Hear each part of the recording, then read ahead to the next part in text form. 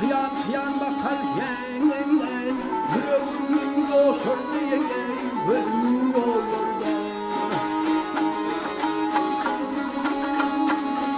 Ettiğim boyun kalıp halim dökülken yüreğim coşur diye gönlüm olur da.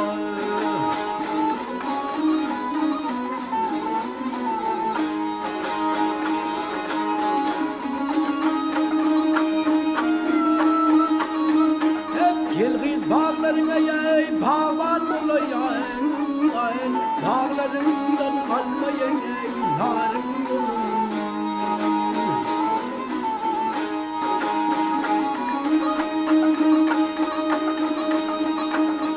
Hep çeper onun ah kolundan alayım, yüreğim coşur diye gönlüm olur da.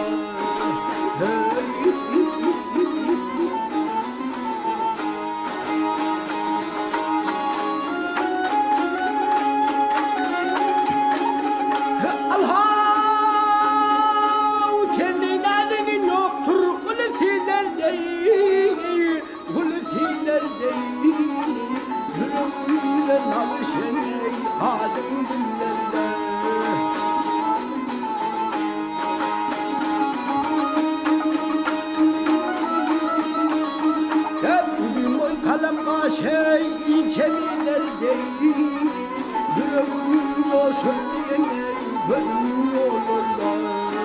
Ha ha ha.